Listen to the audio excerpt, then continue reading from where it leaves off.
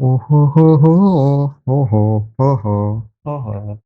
Hi everyone, hi everyone. So মই হৈছে তোমালোকৰ মৰমৰ বেনজিত দাদা আৰু মোৰ কাম কি?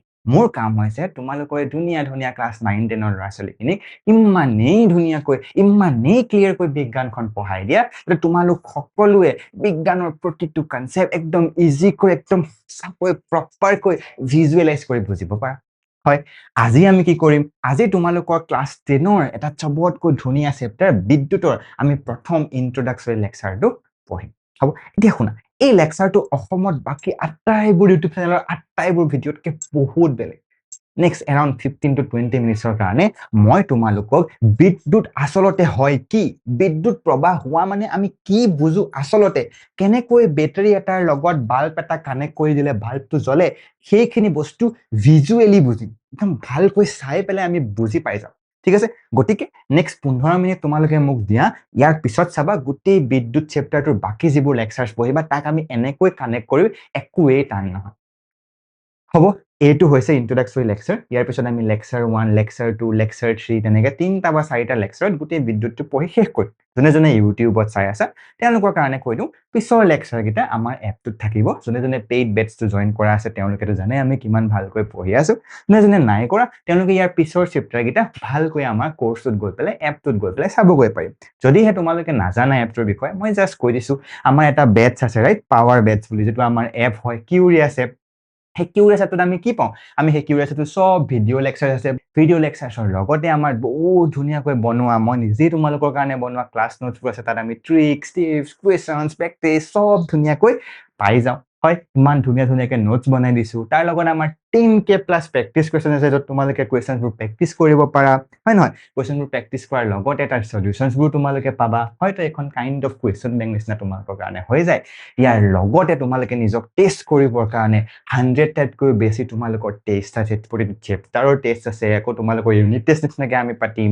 তেনেদৰে তোমালোকে টেষ্টবোৰ পাবা, ত' তোমালোকে নিজৰ নিজৰ মাৰ্কছবোৰ নিজে নিজে চাই পেলাই ফাইনেলি তোমালোকে মেট্ৰিক পৰীক্ষাৰ কাৰণে একদম 100% স্মাৰ্টকৈ প্ৰিপেয়াৰ কৰিব পাৰিবা। হ'ব, তো যদি তোমালোকে ভাবিছা মই গোটেইবোৰ ফিচাৰ্ছৰ কথা কৈ নাথাকোঁ, ঢেৰ ফিচাৰ্ছ আছে, বহুত টাইম লাগি যাব। হয়, এই আটাইবোৰ বস্তু কিমানত পাবা তোমালোকে? 799ত। আৰু আমাৰ যোনে জইন কৰিছে সিহঁতি জানে যে 799 ৰুপিজ দিয়াৰ পিছত বেনজিত দায়ে যিটো লেভেলত তোমালোকক ছায়েন্সখন পঢ়াই আছে, যেনেকৈ কনচেপ্টবোৰ ইজিকৈ তোমালোকক বুজাই আছে, তেনেকৈ চাগে তোমালোকে যেতিয়া মেট্ৰিক পৰীক্ষা ওচৰ আহিব তেতিয়া গম পাবা যে এই 799 দিয়াটো আমাৰ কাৰণে বহুত বেছি আমাৰ লাভ হয়। তো যোনে যোনে জইন কৰিছা তেওঁলোকেতো কৰিছাই, যোনে যোনে নাই কৰা তেওঁলোকে যদি বিচাৰা ধুনীয়াকৈ গৈ পেলাই আমাৰ কৰ্চটোত জইন কৰি ল'ব পাৰিবা। তাৰ কাৰণে জাষ্ট www.curious.in গৈও তোমালোকে এপটো ল'ব পাৰা, বা তোমালোকে মোৰ এইটো হোৱাটছআপ নম্বৰ দি থোৱা আছে, তোমালোকে তাত হোৱাটছআপ কৰিব পাৰা, মোক সুধিব পাৰা আৰু ধুনীয়াকৈ জইন কৰি ল'ব পাৰা।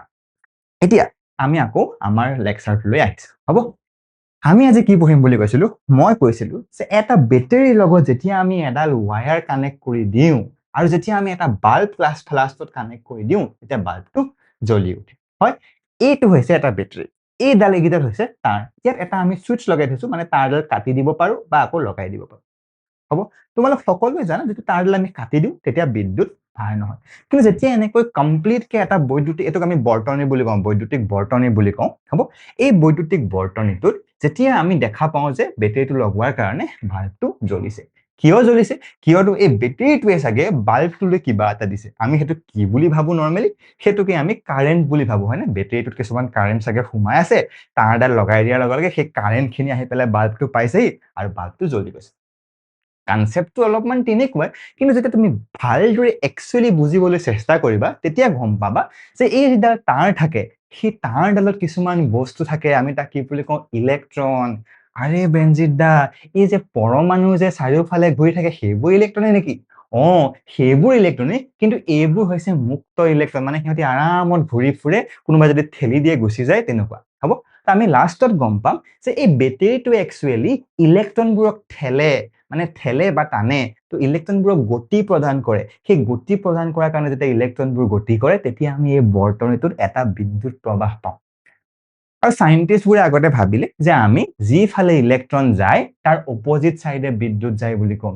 মানে ইয়াত যদি তুমি চোৱা এইবোৰ ইলেক্ট্ৰন দেখিছানে, সিহঁতি এনেকে গৈ আছে, তো ইয়াত বিদ্যুৎ প্ৰবাহ কোনফালে হ'ব? তাৰ অপজিটত এনেকে হৈছে। হ'ব, আৰু সেইটো জাষ্ট কনভেনচন, চাইণ্টিষ্টবোৰে ভাবি ল'লে যে আমি তেনেকৈয়ে কওঁ। ঠিক আছে বেনজিত দা, আমিতো সেইটো বুজি পালো। এতিয়া আমি এতিয়া আপোনাৰ লগত আৰু ডিটেইলছত বুজো। ঠিক আছে, তো আমি এতিয়া কি কৰিম, একদম ডেফটত বুজিব যাওঁ। ডেফটত বুজিব যোৱাৰ আগত তোমালোকে চাই লোৱা যে আমি কিছুমান আগতে পঢ়া বস্তু আমি জাষ্ট মনত পেলাই লওঁ। যেনেকে আমি পাইছিলো, এইটো কি আছিলে, আৰে বৰৰ মডেলটো আছিলে নাই, বৰে কি কৈছিলে যে মাজত এটা পৰমাণুৰ মাজত এটা নিউক্লিয়াছ থাকে, সেইটো হৈছে ধনাত্মক আধানযুক্ত, আৰু তাৰ চাৰিওফালে ইলেক্ট্ৰনবোৰ ঘূৰি থাকে যিবোৰ ঋণাত্মক আধানযুক্ত। তেতিয়াহ'লে বেনজিত দা আধান কি? আধাননো কি? আধান কি?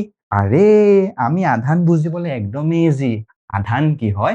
আধান এনেকুৱা এটা ধৰ্ম যাৰ কাৰণে সিহঁতৰ মাজত বৈদ্যুতিক আকৰ্ষণ বা বিকৰ্ষণ বল অনুভৱ হয়।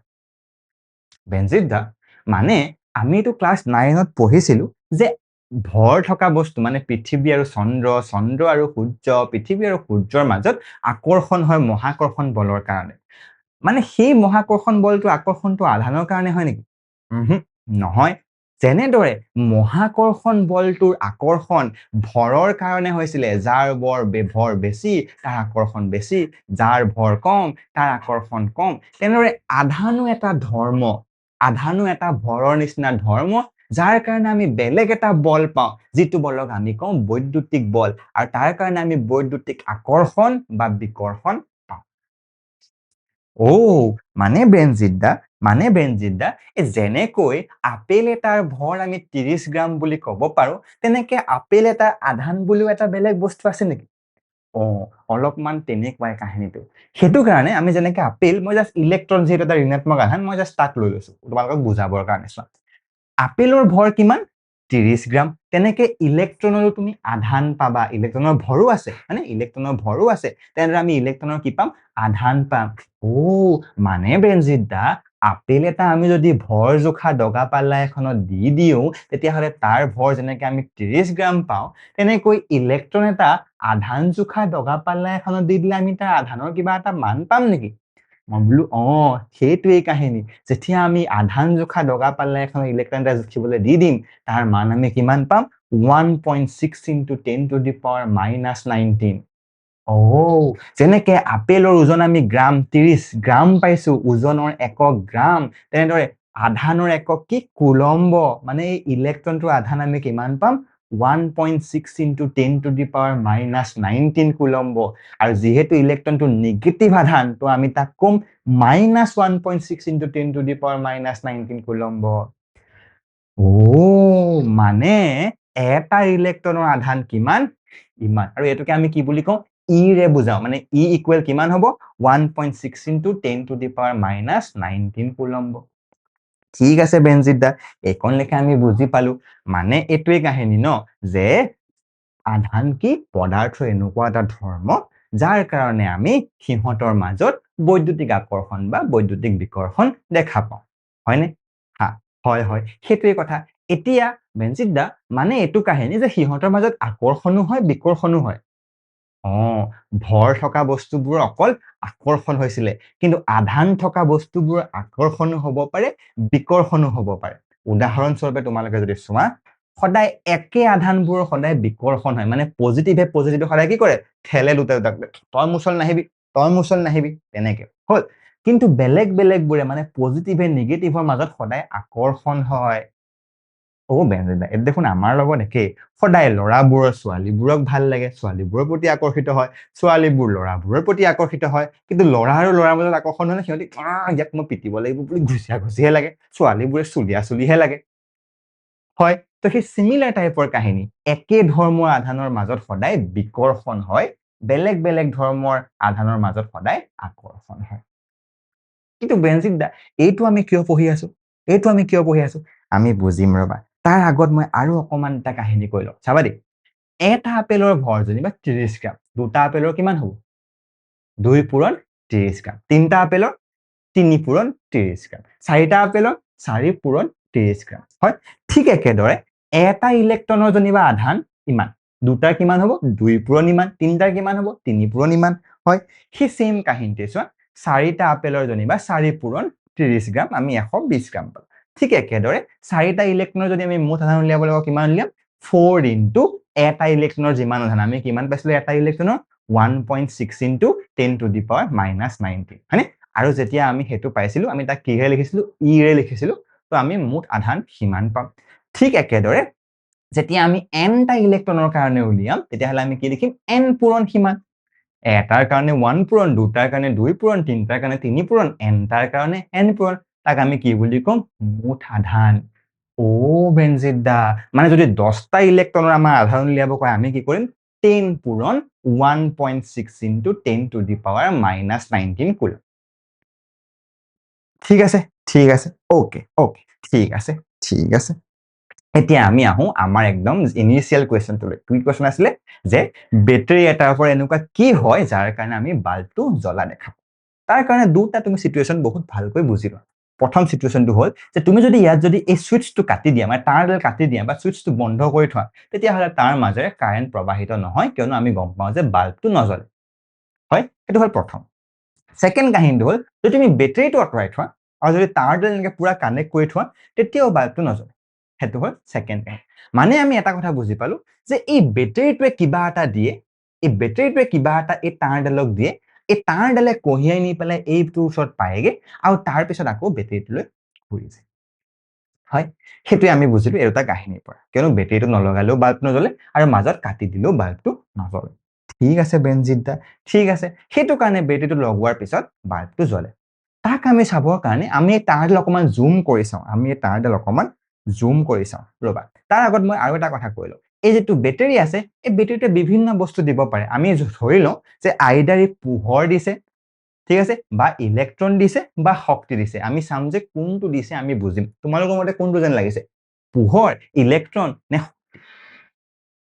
ইলেক্ট্ৰন দিছে নেকি বাৰু বেনচিদা চাওঁ ৰবা চাবৰ কাৰণে আমি কি কৰিম প্ৰথমতে আমি পোহৰটোৰ কথাটো বুজিলো চাবা দেই যদি সেই পোহৰে দিছে তেতিয়াহলে পোহৰ ইয়াৰ পৰা গৈ পেলাই এনেকৈ বাল্বটো জ্বলি যাব লাগিছিল নে কিন্তু তলটো যদি আমি কাটি দিওঁ তেতিয়াওতো নাযায় তেতিয়াওতো আমি বাল্বটো জ্বলা নেদেখো হয় নহয় মানে কি পোহৰ নাই দিয়া কিন্তু পোহৰ দিয়া হেতেন বেটাৰীয়ে পোহৰ দিলে এনেকে গৈ পেলাই ইয়াত পালেগে তো ইয়াৰ পোহৰখিনি ওলাই গ'ল তো বাল্বটো জ্বলি গ'ল তো এইফালেটো বন্ধ থাকিলেও একো হ'ব নালাগিছিল বা আমি যদি ইয়াত ফেন এখন লগাই দিওঁ তো ফেনখন ঘূৰিবলৈ ধৰে যদিহে অকল পোহৰে দিলেহেঁতেন তেতিয়াতো এই ফেনখন একদম পুৰা উজ্জ্বল হৈ জ্বলি গ'লহেঁতেন কিন্তু ফেনখনটো ঘূৰিবলৈহে ধৰে মানে পোহৰটো নাই দিয়া ঠিক আছে বেনজিত দা তাৰ পিছত এতিয়া আমি চাওঁ ইলেক্ট্ৰনৰ কাহিনীটো যেহেতু মই তোমালোকক ষ্টাৰ্টিঙত কৈছিলো যে ইলেক্ট্ৰনবোৰক গতি কৰিবলৈ কয় তে সেই ইলেক্ট্ৰনবোৰ কেনেকৈ গতি কৰে ক'ত গতি কৰে আমি এবাৰ ভালকৈ চাওঁ তাৰ কাৰণে আমি ওপৰৰ তাঁৰডাল জুম কৰি পেলাই এবাৰ চাওঁ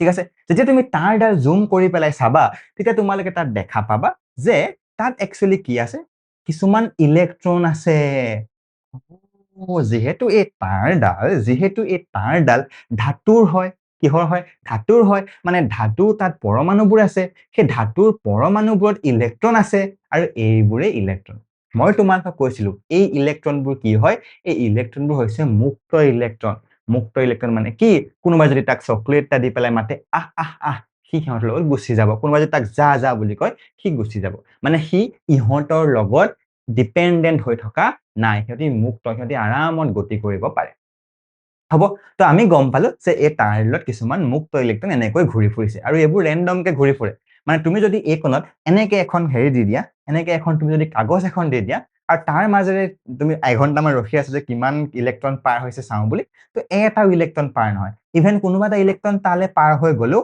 আকৌ এফালে ঘূৰি গুচি আহিব মানে এনেকে ৰেন্ডমকে যেন তেনে ঘূৰি ফুৰে তো অভাৰঅল আমাৰ এনেকুৱা লাগে যে তাৰ মাজেৰে একো ইলেক্ট্ৰন পাৰ হোৱা নাই হ'ব কাগজখনৰ কথাটো মনত ৰাখিব হ'ল এতিয়া আমি কি কৰিলো যেতিয়া আমি বেটাৰীটো লগাইছিলো তুমি যদি ভালকৈ বেটাৰীটোলে মনত পেলোৱা চোৱা পজিটিভটো এফালে লাগি আছে আৰু নেগেটিভটো এফালে লাগি আছে গতিকে আমি যদি এই কোণ চাওঁ ঠিক আছে আমি যদি এই কোণ চাওঁ তেতিয়া আমি কি দেখা পাম যে এইফালে পজিটিভটো লাগি আছে আৰু এইফালে বিদ্যুতৰ নেগেটিভটো লাগি আছে হয় ইলেক্ট্ৰনবোৰ কি হয় ঋণাত্মক আধানযুক্ত এই ঋণাত্মক আধানটো বেটাৰীটোৰ পজিটিভ সাইডটোৱে আকৰ্ষণ কৰিবনে মানে এই এটা ইলেক্ট্ৰনক ই আকৰ্ষণ কৰিছে আৰু ই ঠেলিছে নেগেটিভটোৱে ঠেলিব কাৰণ নেগেটিভে সদায় বিকৰ্ষণ হয় মানে ইহঁতে নেগেটিভটোৱে ঠেলিব পজিটিভ ইলেক্ট্ৰনবোৰ টানিব তাৰ কাৰণে কি হ'ব তাৰ কাৰণে কি হ'ব ইলেক্ট্ৰনবোৰ যেটো নেগেটিভ সি সদায় পজিটিভ সাইডটোৰ ফালে যাবলৈ লাগিব আৰু তেনেকে এই তাঁৰডালৰ ভিতৰত ইলেক্ট্ৰনবোৰৰ পজিটিভ সাইডটোলৈ প্ৰবাহ হ'বলৈ ধৰিব গৈ আছে গৈ আছে গৈ আছে বুজিলোনে তো ইলেক্ট্ৰনবোৰৰ প্ৰবাহ হ'লনে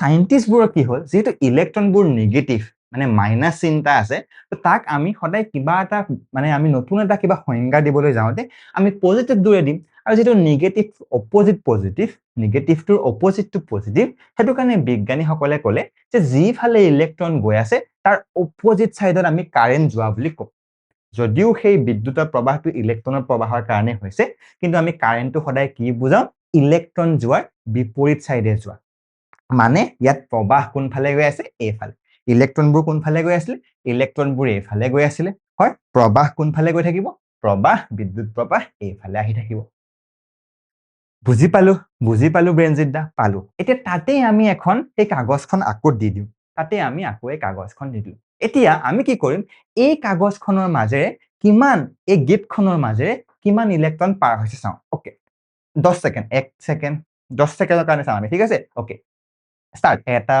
দুটা তিনটা চাৰিটা পাঁচটা ছটা সাতটা আঠটা নটা 10টা তো আমাৰ 10 সেকেন্ড হ'ল তো আমি কি বুজিলো 10 সেকেন্ডৰ 10টা আধান পাৰ হৈ গৈছে হল আৰু তাকে আমি বিদ্যুৎ বুলি কওঁ মানে 1 সেকেন্ডত যিমান আধান পাৰ হৈ যাব তাকে আমি বিদ্যুৎ বুলি কওঁ তো 10 সেকেন্ডত যদি 10টা আধান পাৰ হৈ গৈছে তেতিয়া হলে 1 সেকেন্ডত কেইটা আধান পাৰ হৈ যাব 1 সেকেন্ডত 10/10 1 হয়নে তো হেতুকে আমি কি বুলি কওঁ হেতুকে আমি কওঁ বিদ্যুৎ বুলি তো তুমি যদি ভালকৈ চোৱা যিমান আধান পাৰ হৈ গৈছে ডিভাইডেড বাই যিমান সময় লাগিছে তাক আমি কি বুলি কওঁ বিদ্যুৎ প্ৰবাহ পৰীক্ষাত আমি কেনেকৈ লিখিব পাৰো যে এটা নিৰ্দিষ্ট এখন কাগজখন প্ৰস্থছেদ হ'ব মানে এনেকুৱা এটা প্ৰস্থছেদ হয়নে সেই নিৰ্দিষ্ট প্ৰস্থছেদৰ মাজেৰে পাৰ হৈ যোৱা ধনাত্মক আধান একক সময়ত ঠিক আছে এটা নিৰ্দিষ্ট প্ৰস্থছেদৰ মাজেৰে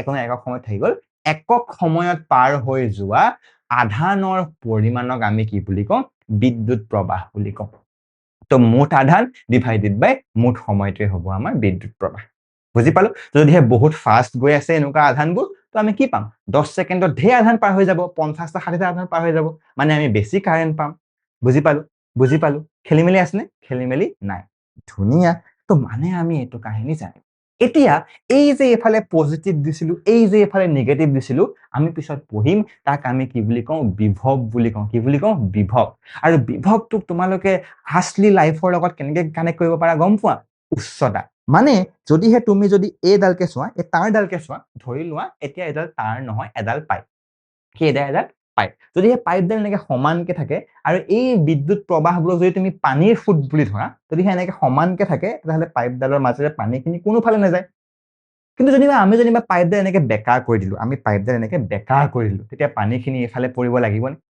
পজিটিভ মানে বেছি উখ নেগেটিভ মানে চাপৰ তো উখৰ পৰা চাপৰলৈ সদায় যেনেকে পানীৰ প্ৰবাহ হয় তেনেহলে বেছি বিভৱৰ পৰা কম বিভৱলৈ সদায় বিদ্যুৎ প্ৰবাহিত হয় মানে বেনজিৎ দা যিমানেই আমি ভল্টেজ বহাম যিমানেই আমি বিভৱ বহাম সিমানেই মানে আমি উচ্চতা বহাৰ লগত তুলনা কৰিব পাৰো তো যিমানেই পাইপডাল বেছি বেকা কৰিবা সিমানেই বেছি স্পিডত পানী যাবনে সমানকে ৰাখিবা পানী নাই যোৱা বেছি বেকা কৰিছে পানীখিনি ফাষ্ট যাব লাগিছে ঠিক একেদৰে যিমানেই তুমি এই বিভৱ ভেদটো বহাবা সিমানেই তোমাৰ ভাগৰ বিদ্যুতৰ প্ৰবাহ বাঢ়িব মানে বিভৱ ভেদটোক আমি উচ্চতাৰ লগত তুলনা কৰিব পাৰো আৰু পানীৰ ফুটক আমি বিদ্যুতৰ ফুটক আমি পানীৰ ফুটৰ লগত তুলনা কৰিব পাৰো বুজি পালো নে নাই পোৱা বুজি পালো তো যিমানেই বিভৱ ভেদ বেছি সিমানেই বিদ্যুতৰ প্ৰবাহো বাঢ়িব ঠিক আছে বেনজিৎ দা মানে আমি ফাইনালি বুজি পালো যে এই বেটাৰীটোৱে ইলেক্ট্ৰনবোৰক টানিছে বা ঠেলিছে মানে সিহঁতক শক্তি দিছে তাৰ কাৰণে ইলেক্ট্ৰনবোৰে গতি কৰিবলৈ আৰম্ভ কৰিছে এই ইলেক্ট্ৰনবোৰে গতি কৰোতে তাৰ বিপৰীত দিশত আমি ইলেক্ট্ৰনৰ দিশটো কোনফালে হয় ইলেক্ট্ৰনৰ দিশটো এনেকে গৈ আছে হয়নে আৰু সেই ইলেক্ট্ৰনৰ দিশৰ বিপৰীত দিশত আমাৰ কি হৈছে বিদ্যুৎ প্ৰবাহ হৈছে চোৱাচোন তাৰ বিপৰীত দিশত আমাৰ কি হৈছে বিদ্যুৎ প্ৰবাহ হৈছে এই অৰেঞ্জ কালাৰবোৰ বিদ্যুৎ প্ৰবাহ বুলি ধৰিলো হ'ব তো বিদ্যুৎ প্ৰবাহটো জাস্ট এটা কনসেপ্ট হেতুক আমি জাস্ট এনেকে বুজাও ইলেক্ট্ৰন যিফালে আহিছে তাৰ অপজিটত বিদ্যুৎ প্ৰবাহ হয় হ'ব আৰু বিদ্যুৎ সদায় কোৰ পৰা কলৈ প্ৰবাহিত হয় পজিটিভ টাৰ্মিনেলটোৰ পৰা ধনাত্মক সাইডটোৰ পৰা ঋণাত্মক সাইডটোলৈ সদায় বিদ্যুৎ প্ৰবাহিত হয় কিন্তু ইলেক্ট্ৰনটো সদায় নেগেটিভে ঠেলে পজিটিভে টানে তাৰ অপজিটত বিদ্যুৎ প্ৰবাহিত হ'ব এই যে বিদ্যুৎ প্ৰবাহিত হৈছিলে যদি আমি বাল্বটো ভালদৰে চাওঁ এই যে ইলেক্ট্ৰনবোৰ গৈ আছিলে সেই ইলেক্ট্ৰনবোৰৰ যেটো তোমাৰ বেটাৰীৰ পৰা যিখিনি শক্তি লৈ গৈছিলে সেই শক্তিখিনিক বাল্বটোৰ ওচৰত কেনেবাকৈ তাপ আৰু পোহৰ শক্তিলৈ ৰূপান্তৰ কৰি দিলে বিদ্যুতৰ যেটো বেটাৰী আছিলে সেই বেটাৰীটোৱে যিখিনি শক্তি ইলেক্ট্ৰনটোৱে লৈ আহিছিলে সেই শক্তিখিনিয়ে এই বাল্বটোত তাপ আৰু পোহৰ শক্তি উৎপন্ন কৰিলে কাৰণে বাল্বটো জ্বলি উঠিলে মানে আমি কি বুজিলো বেটাৰীটোৱে বাল্বলৈ পোহৰ পঠাইছে নেকি নাই পোহৰ পঠিওৱা নাই শক্তি পঠাইছে আৰু সেই শক্তিখিনি বাল্বটোত আহি পেলাই তাপ আৰু পোহৰ শক্তিলৈ ৰূপান্তৰ হৈছে ঠিক আছে বেনজিৎদা মানে তেনেকৈ যদি আমি ফেন এখন লগাই দিও সেই ফেনখন কি হ'ব সেই ফেনখনত সেই সেম শক্তিখিনি কি হলে এবাৰ ৰূপান্তৰিত হ'ব যান্ত্ৰিক শক্তিলৈ আৰু ফেনখন ঘূৰিবলৈ ধৰিব তো ইয়াত লাগি থকা মেচিনটোৰ ওপৰত নিৰ্ভৰ কৰিব যে এই শক্তিখিনি ইলেক্ট্ৰনৰ লগত শক্তিখিনি কি হলে ৰূপান্তৰ কৰিব মানে আমি এটো কাহিনী বুজি গলো এটা ইয়াকে একদম যদি আমি মই লাষ্টত সামাৰিটো তোমালোকক বুজাই দিও আমি একদম আৰামত পানীৰ এটা মেচিনৰ লগত তুলনা কৰিব পাৰো ধৰি লোৱা এখিনি পানী এটো তোমালোকৰ মটৰটো আৰু পানীখিনি এনেকে ওপৰলৈ গৈছে ইয়াত তোমালোকৰ কিবা কিবি পানী ইউজ হৈছে আকৌ এনেকে পানীখিনি আহিছে হয় তো যেনেকে মটৰটোৱে তোমালোকৰ পানীখিনিক জাস্ট এটা শক্তি প্ৰদান কৰি থাকে তেনেদৰে তোমালোকৰ এই আমাৰ যেটো বেটাৰী আছিল সেই বেটাৰীটো কি কৰে ইলেক্ট্ৰনবোৰক শক্তি প্ৰদান কৰে বেটাৰীটো নতুন ইলেক্ট্ৰন নবনায় এই পাইপডালত থকা যিখিনি পানী আছে তাকেই যেনেকে শক্তি প্ৰদান কৰি আছে তেনেকে সেই তাঁৰডালত থকা ইলেক্ট্ৰনবোৰক জাস্ট বেটাৰীটোৱে অলপমান শক্তি প্ৰদান কৰি থাকে যাৰ কাৰণে ইলেক্ট্ৰনবোৰ গতি কৰিবলৈ আৰম্ভ কৰে এই সুইচটোক আমি ভাল্বটোৰ লগত তুলনা কৰিব পাৰো মানে যদি আমি বন্ধ কৰি দিও তেতিয়ালে পানী যেনেকে নেযায় তেনেকে সুইচটো বন্ধ কৰি দিলে ইলেক্ট্ৰনবোৰ নোযোৱা হ'ব এই কোণে যদি আমি পাইপডাল কাটি দিও তেতিয়া কি হ'ব পানীখিনি সৰি পৰিব বা যাবলৈ বাদ নথকা হ'ব ঠিক একেদৰে তুমি হেতু কাৰণে তুমি সেই যেটো বৰ্তনী আছিল তাক মাজতে কাটি দিব নোৱাৰা কিন্তু এটা ইলেক্ট্ৰনৰ প্ৰবাহ হ'বলৈ জাগা নাথাকিব আৰু এই বাল্বটোক আমি এনেকুৱা এটা পিছত আমি পঢ়িম ৰুট বুলি তুমি এনেকে বহুত বেকা বেকি পাইপ বনাই দিয়া পানী যাবলৈ বাধা পায় তাক আমি ৰোধক বুলি কওঁ আৰু হেয়াৰ বিষয়ে আমি পঢ়িম তো বাল্বটোক আমি তাৰ লগত কম্পেয়াৰ কৰিব পাৰো হল ধুনিয়াকে বুজি পালো তো আমি আজি কি বুজিল এই যে বেটাৰীটো আছিলে এই বেটাৰীটোৱে কি দিয়ে বেটাৰীটোৱে কিছুমান শক্তি প্ৰদান কৰে এই শক্তিখিনিয়ে ইলেক্ট্ৰনবোৰক সেই তাঁৰডালত থকা মুক্ত ইলেক্ট্ৰনবোৰক প্ৰবাহ হ'বলৈ কয় মানে গতি কৰিবলৈ দিয়ে আৰু সেই যে ইলেক্ট্ৰনবোৰে গতি কৰে তাৰ বিপৰীত দিশত আমি কি পাওঁ তাৰ বিপৰীত দিশত আমি বিদ্যুৎ প্ৰবাহ পাওঁ যাৰ কাৰণে আমি এই বাল্বটো জ্বলা দেখা পাওঁ কিয় কিয়নো এই ইলেক্ট্ৰনবোৰত যোৱা শক্তি যিখিনি আমাক বেটাৰীটোৱে যোগান ধৰিলে সেই শক্তিখিনি বাল্বটোত গৈ পেলাই বেলেগ এটা শক্তিলৈ ৰূপান্তৰিত হয়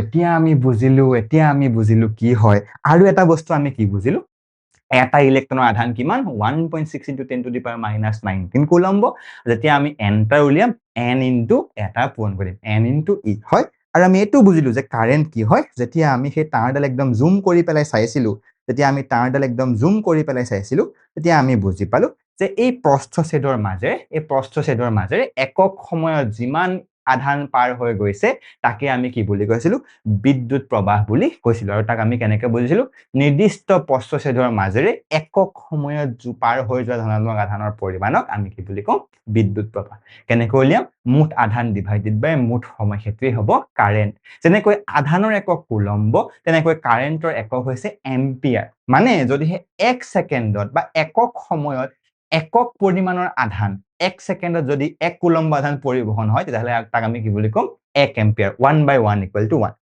হয় সো হেতু কাৰণে আমি কাৰেন্টৰ আধান কি বুলি গম পালো বিদ্যুৎ প্ৰবাহৰ আধান এম্পিয়াৰ পঢ়িম আমি ভালকৈ লেকচাৰবোৰত পঢ়িম কিন্তু ইয়াত তোমালোকে জাস্ট এটা অভাৰভিউ লৈ লোৱা যে বিদ্যুৎ কেনেকৈ প্ৰবাহিত হয় কেনেকৈ ইলেক্ট্ৰনবোৰ প্ৰবাহ হৈছিল কেনেকৈ ইলেক্ট্ৰনবোৰে গতি কৰিবলৈ ধৰিছিল কেনেকৈ ইলেক্ট্ৰনবোৰে গতি কৰিবলৈ ধৰিছিল আৰু তাৰ কাৰণে কেনেকৈ বিদ্যুৎ প্ৰবাহ হৈছিল হ'ব তো আশা কৰো তোমালোকে এই গোটেই চেপ্টাৰটো খুব ধুনিয়াকৈ পঢ়িব পাৰিবা মোৰ লগত এতিয়া তোমালোকে আজি বিদ্যুৎ প্ৰবাহ কেনেকৈ হয় এটা বেটাৰীয়ে কেনেকৈ বিদ্যুৎ প্ৰবাহ কৰাত সহায় কৰে সেইখিনি একদম ধুনিয়াকৈ বুজি পালা যদিহে ধুনিয়াকৈ বুজি পালা তাত কমেন্টত জনাবা আৰু যোনে কোৰ্সটো জয়েন কৰা আছে তেওঁলোকে জাস্ট পিছৰ লেকচাৰবোৰ কন্টিনিউ কৰি চাই যাবা যোনে জয়েন কৰা নাই তেওঁলোকে যদি এনেকৈ বহুত ভালকৈ একদম আচলি কনচেপ্টবোৰ বুজিবলৈ বিচাৰা তেনেহ'লে তোমালোকে মোৰ কোৰ্সটো জয়েন কৰিব পাৰা আমাৰ এপটোত গৈ পেলাই সেইটো সাইডৰ লিংকটো আৰু হোৱাটসএপ নম্বৰটো ধুনীয়াকৈ দি থোৱা আছে ঠিক আছে